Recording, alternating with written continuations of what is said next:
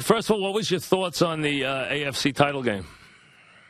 Well, it certainly didn't live up to all the build-up, did it? I mean, in terms of the excitement in the end, really, Denver just knocked the drama right out of it. And I thought it was a big performance. We all know by Peyton in a spot where he was surely under the microscope as much as he had been at any single point in his career.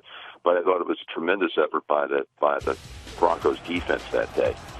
I mean, to be able to hold New England to a field goal in the first half, they gave up a couple of late touchdowns, but that was to be expected, at that point with the big lead that the Broncos had. So they showed a lot to me in that game that if anything like that kind of effort carries over to today on both sides of the ball, I think Denver will win the game. Are you buying into this Denver? Are you buying into this Denver defense now? I don't know if I agree with you on that performance. I just don't know if it's real or not. I don't know if I could trust the Denver defense today. Well, let's go back the game before that through three quarters against San Diego. Yep, they had them shut down too. I mean, they definitely have played better at the end of the year, and it's interesting. It's all happening because they lost Von Miller. Of course, he was out early in the year, but they lost him at the end of the year to injury, and they lost another corner who was a big part of what they do in Harris. Yep. But I do think that the defense has a pretty favorable matchup in this game tonight because they've been stout all year long against the run.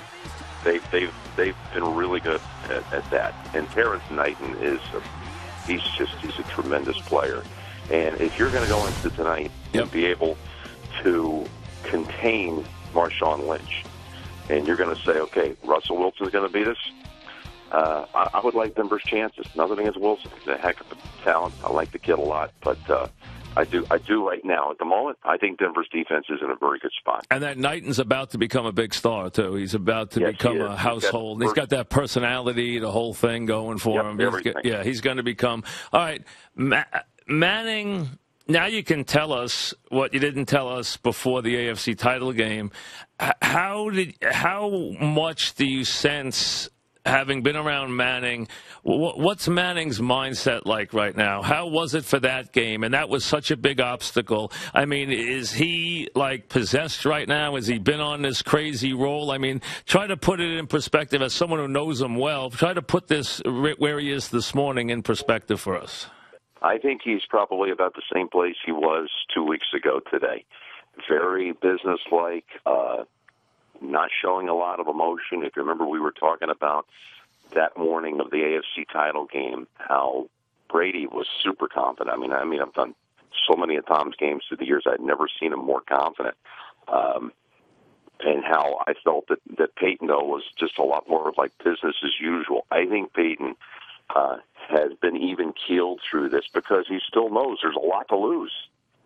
I have one observation I'll make. I'll pass along to you is that the game ends, and I run down from the booth to the field because I'm going to host the trophy presentation, the Lamar Hunt trophy presentation there in Denver, and it takes about 5 minutes. You go back to the studio, and there's just bedlam down on the field. Peyton just came over, shook my hand. And I said, we're going to need you up here for the presentation. He says, I'll come up when you guys are ready. Now, he's experienced at this because he's been through this a couple of times in Indianapolis. Right. He knows that it's not happening right away. Everyone else runs up to the platform. Peyton stayed down, I say everyone, the ownership, the coaches, but the players, by and large, are down on the field. Peyton stayed with the players. He did not want to be up on that podium for 4 or 5 minutes waiting for the network to throw it back to begin the presentation. He wanted to be with his teammates. He didn't want to be up there taking his bows. And he's so savvy about this, had a stage manager down there with me. Peyton somehow connected with him and said, just keep me honest on the time. So the guy told him, we're 2 minutes away. They're in a commercial break, 1 minute away. Peyton was still, down on the field.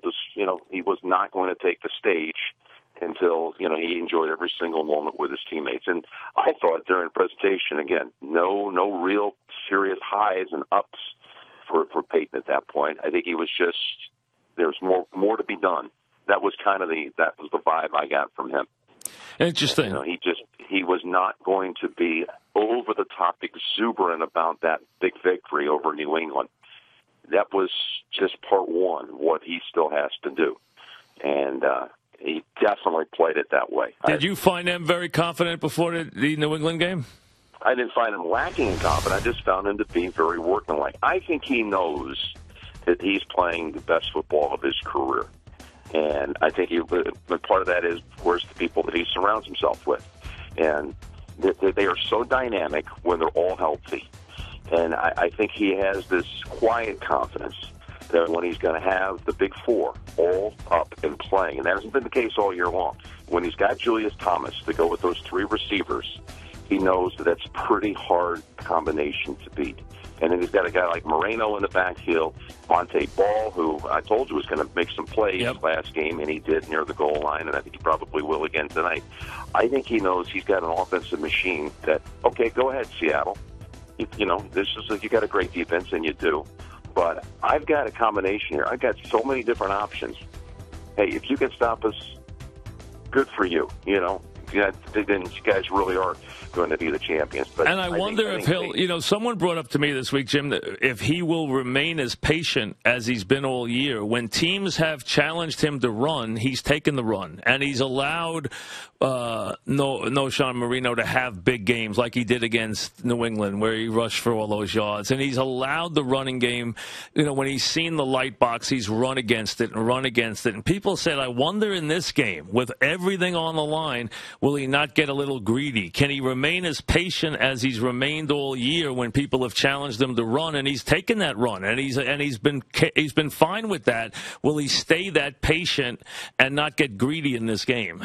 I don't think there's any question he'll stay patient. And, you know, hey, if they're going to give you the run, you know, anybody's going to take it. And, you know, Moreno in that game had them out in front 24-0 at halftime.